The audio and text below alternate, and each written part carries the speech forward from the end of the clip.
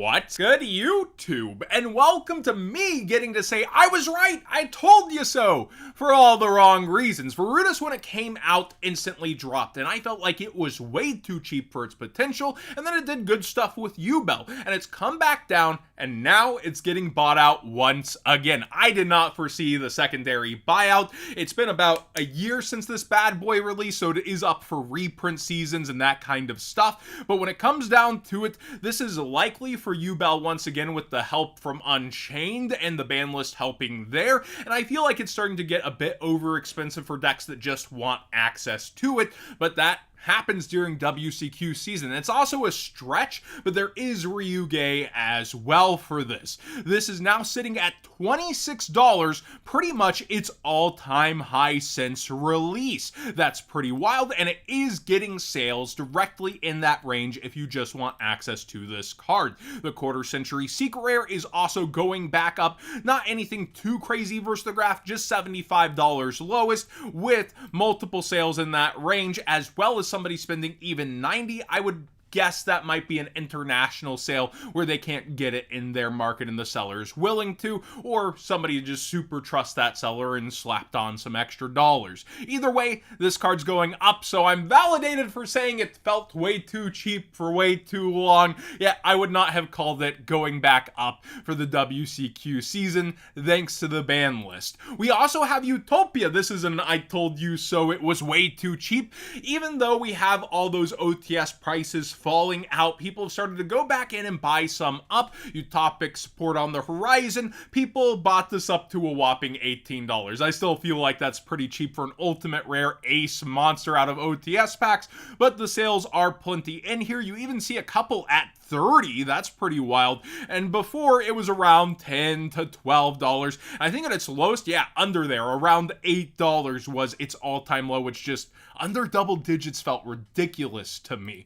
Eldlich, the Mad Golden Lord secret rare, you're coughing up some money now, around $8 to $9, with some sales that went even higher than that. If you want it to not be an ultra rare without foiling, it says gold. People act allergic to gold all the time, but this is just a gold letter rare name.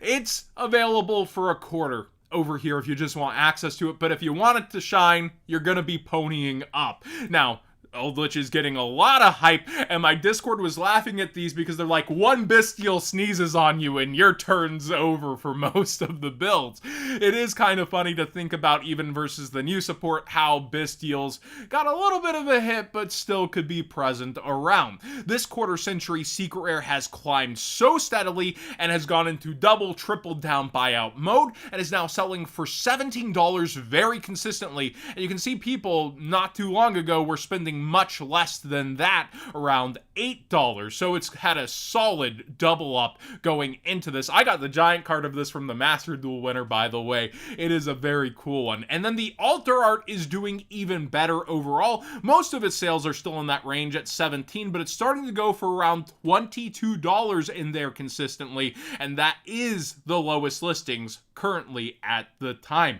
Foolish Burial Goods, maybe we made fun of all of your reprints when it happened so early too much. They did it like 6 times, and then they really laid off of reprinting it for a good while. And now the secret rares are $15 each lowest, especially for first edition. I think there's like a $9 or $10 unlim somewhere in here on page 3. Yeah, if it's still there, it's $10 for an unlim. And if we're looking for first edition OG, $13 and $15. And then we go and look at the other secret rare from the 10s, because they hadn't diversified the 10s at that point, and now they do prismatic secret rares anyways. Remember when they said that? Yeah, we're gonna make different rarities and bump them different ways. 1 year later, no, they're gonna be secret again. Anyways, I digress. Back to the market. Watch live editing done cheap. These are foreign copies for $8 ask, and then we get to $15 for 10 copies, and selling similarly all the way up and out through $8-ish, where the OGs sold kind of like that $8 to $9. Not too many double-digit sales yet, but I would imagine this would go first. Yeah, here's 2 at 15, and the rest are 9 and under for now. I think think with this card, there's multiple decks that could be after it. You have White Forest being argued in my Discord if it's good or bad, if the deck really needs it. Then there's Orca Speculation, especially with how that deck gets better. And then Lunalight got that support, and people were arguing if the deck would still play it or not in the Discord. I don't really know the answers to that, but those are the decks that are looking at this card and likely culprits. If there's more, let me know in the comment section, because yeah, it used to be played in Striker too, right? To help the spells, get free draws, and that kind of stuff. So maybe there's extra speculation on top in other ranges with all the Striker buyouts. Salomon Great of Fire is getting bought out, and it did see success at the YCS, I believe, down in Mexico. So it is towards $17, $18, and it's starting to actually sell in that range just a little bit. And Salomon Great Pyro Phoenix is also going way up. You can see the graph at $2, and it's broken versus the $8 lowest it's at now, and actual sales up through $6 on the buyout. The secret rare, I would just go for that at this point, is $8 to $9. So if you're in the market, you gotta buy one for regionals. This is probably the version you want to go with, and it's been more consistently up in that price range towards $8 for a while. Proxy F Magician quarter century secret rare is going wild. Now this is a Battles of Legend quarter century. There is a nice easy access secret if you want to use that TCG player link in the description down below, costing you nothing extra to support the channel directly for the cards you'd already be buying. I'd get sooner than later. The other versions are common, and then you have an OTS super, and the secret outclasses it, at least in my opinion, but sometimes tournament pack cards end up going burr. This has over 100 listings for its OTS version and 200 something. I just think it's a really good time to end up getting this if you don't have access to it. Like, add it to a cart whenever you're checking out somewhere. But this QCR on full buyout is for both Memento and Salad. Both of those decks can play it, and you can see here before it was under 20, went towards 26, and now has blown all the way up to 50, and it even has a sale at 48 and tons of sales in the 40s. I think that, like, also maybe there's some Cyverse good stuff that could want access to this card, and that is really the last range of modern collectors, like people going after nice access code talkers. And when access code Starlight really went up, it mixes meta and then anime for one of the last times since we don't have rush duels, right? Then also I just wanted to bring back up Splash Mage. Its QCR is not the most populated in the world, but there's also a nice easy access secret rare you can grab for quarters when you're building cards to think about just having your copy. It being out of rarity collection, it's unlikely to go up for a very long time. In fact, you might just want to go for the platinum secret in case, which is like towards 50 cents. But if you want to mix and match with your Proxy F Magician, secret rare is there as well. Ghost Bell and Haunted Mansion is going crazy for its QCRs, and also Starlight and its QCR, just this version, because they didn't do the alter art, which is part of why it might be going even harder. It's towards $55 again, which, if memory serves, yeah, it's towards its max ever. And this is actually selling in the range of the new price. You can see here not too long ago people spending $30, and that was earlier this month. Now people are spending the $55 for the metagame. The Starlight Rare also now has a $100 sale, once again for 3 copies. The lowest listing is towards $100, and then it jumps all the way to $130. So this is one of those safer ones because it already has a Starlight, unless Konami goes Rambo and starts reprinting Starlights and Starlights. They said they want to do that for QCRs. Don't know the terminology for that on Starlights, but I would really hope they don't. You could still have the alter art, I suppose, get a Starlight down the road, though. We'll have to wait and see. I just have very little trust with Konami as of late, especially when they were like, oh, we're not going to do unlimited Starlights, and then they did unlimited Starlights with Power of the Elements. All that aside, it's one of still the safer ones in people's minds since it already has a Starlight that's unlikely to make something like the 10s or another rarity collection, and the competition would be the alter art, which isn't revered as much. So be aware, this is going up a lot. Live Twin Kissy Kill.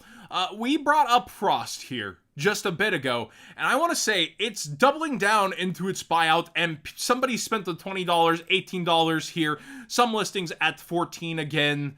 Back in my day, when there was a comparable holographic, which is the super out of the 10s, that is under $1, the min-max version, even if it's the OG, usually wouldn't go like this. So I just wanted to warn against it again because my Discord was talking about it. There's a super rare holographic version right here. I know it doesn't match as well, but come on! This difference is insane to me. Bryonic quarter-century secret rares going up, likely for pass format. I'm not sure if Mermail Copium is able to make a bit of this. I haven't looked at the list too hard since the ban list and all that, but it's towards 40 and quickly 45. And I do like this one, and I remember its first buyout that happened. It chilled mega out since, and now has been retargeted. So be aware, people are pushing this card once again, especially with all the QCR pushes, and it's sold out around 25, so we'll see where it falls back down to. And then Dark Magician Girl, the Dragon Knight, highest rarity version quarter-century secret rare, is 45 lowest and then 50. And you can see the sales bubbling all the way through the 40s. As a modern collectible, this one's an alright choice. You have DMG, you have the waifu tax. I've had a lot of people point when this got reprinted and say, this is what's ruining collecting, and we had a discussion on that, how it's not. Well, it turns out long term it seems people like stuff like this, don't they? And it was overpriced early on, let's not mix it up, but it's gone back towards that over time with all the hype and stuff, and now it's been out a while. Feels a little more acceptable, but it's still quick. It's people trying to cash in on QCRs, and somebody's listing it, right? So they're trying to sell it. Let me know what you think about it at this point, now that you've had some time to sit on it. I know a lot of people in the comment section have been saying, we don't trust any modern collectibles. Only first ed OG, old school first ed, old tees. That's what I'm sticking with from now on. And other people diving in, oh, I can make this huge, awesome binder for so much cheaper than those old cards. It's been a back and forth with y'all in the comment section, and I feel like I do still like a lot of these, and I like the look of them, and that's still going to be subjective. Some people are going to like all the sparkles, the extraness, and other people just aren't going to enjoy that. However, I will say, I still like the price point versus a lot of older cards and how they were, but the Starlight rares being reprinted easy access do have me shaky, and like I said, the 30th promotion, we'll see what it does. Somebody on Twitter had a 20th Japanese BLS next to a 25th, saying, which do you prefer? And they're so similar to me, even though the 20ths over there have the red names. The stamp, I can see it happening for the 30th, and I could see a lot of these cards getting re-chosen for the 30th. So do keep that in mind, Easy Access Starlights and a 30th promotion ahead versus what it can do to some of these cards. Thanks for watching today's Market Watch. Please subscribe if you haven't already. Give this video a thumbs up if you enjoyed these conversations, even though sometimes I'm like a bit of a broken record and then extrapolating more of my argument. I am replying to the comment section in some of that, and I do like to have that more open discussion with you all back and forth. I don't like to be one of those creators that kind of ignore the comments. No, that's your community. That's who I want to be talking to. That's why you see me down in there often replying and that kind of stuff. I love that.